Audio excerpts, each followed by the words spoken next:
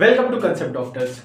हमने पिछले लेक्चर में इंट्रोडक्टरी पार्ट खत्म कर दिया है एल्केन का, एल्कीन का और एल्काइन का। मैंने पिछले लेक्चर में ही कहा था कि मैं अगले लेक्चर में जैसे ही आऊंगा, यानी कि इस लेक्चर में मैं ढेर सारे क्वेश्चंस कराने वाला था। तो मैं ढेर सारे क्वेश्चंस लाया हूँ और ये क्वेश्चन यकीन मानिए हर क्वेश्चन में एक लॉजिक लगाया है, हर क्वेश्चन में एक नया कंसेप्ट लगेगा। हम क्वेश्चंस के जरिए ही आगे आने वाली प्रिपरेशन और मेथड जो हम लोग यूज करने वाले हैं उसके बारे में थोड़ा सा बेसलाइन क्रिएट कर देंगे आज ही।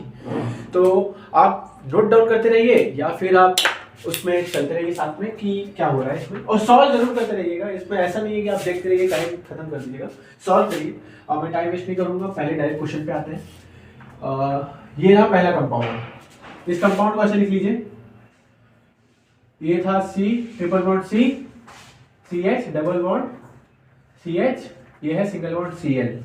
अब इसमें C ट्रिपल बॉन्ड C का और C डबल बॉन्ड C का हाइब्रिडाइजेशन पता करना है। ठीक, हाइब्रिडाइजेशन क्या है ये पता करना है, यानी इसका और इसका।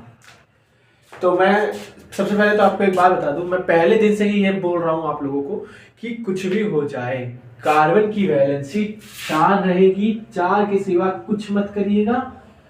इसके साथ छेड़खानी करेंगे, ये आपके साथ छेड़खानी कर देगा, सिलेक्शन हो जाएगा। मैं आपको साफ बात बताता हूँ, कार्बन की वैलेंसी 4 एकदम, कोई नींद उठा के पूछ देगा कि क्या है कार्बन की वैलेंसी 4 निकलना चाहिए मुझे। अब कार्बन की वैलेंसी 4 बोल देने का मतलब 4 नहीं होता है, मैं बता रहा हूँ 4 मतलब होता है कि कार्बन 4 बॉन्ड बनाता है। ऐसा नहीं कि पता चल गया कार्बन की वैलेंसी 4 होती है लेकिन पता ही नहीं होती क्या है इसका मतलब। कार्बन से 4 बॉन्ड बनाएगा हमेशा और हमेशा। तो इसका बहुत ध्यान दीजिएगा, ये चीज आ गया ना तो दिमाग में बैठा है ना तो सब ऐसे तो छोटे छोटे क्वेश्चंस हो जाएंगे, इतने बड़े बड़े क्वेश्चन भी सॉल्व हो जाएंगे ना सिर्फ कार्बन की 4 वैलेंसी से, आप हैरान हो जाएंगे इस चीज से। चलिए इसे सॉल्व करते हैं। इसको ओपन फॉर्म में लिखता हूँ। हाँ, और एक बार बता दूं आपको, कॉम्पिटिटिव एग्जाम में ऐसे नहीं दिया जाएगा।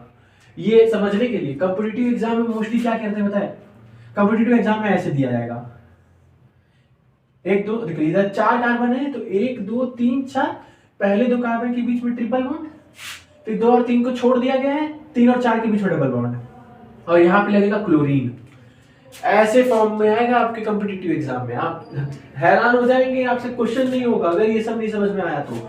ये तो मैं बहुत छोटा बेसिक स्टार्ट किया हूँ, इसीलिए इतना छोटा कंपाउंड लेके चल रहा हूँ। मैं यकीन मानिए ऐसे ऐसे कंपाउंड आ जाते हैं ना कि इंसान हिलने लग जाए अंदर से कि ये क्या दे दिया है।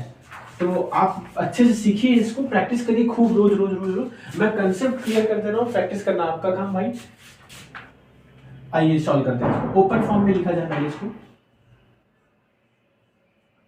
इसको ओपन फॉर्म में लिखने के लिए कार्बन की वैलेंसी 4 थी, ये दिमाग में बैठा के इसको ओपन फॉर्म में लिख दीजिए।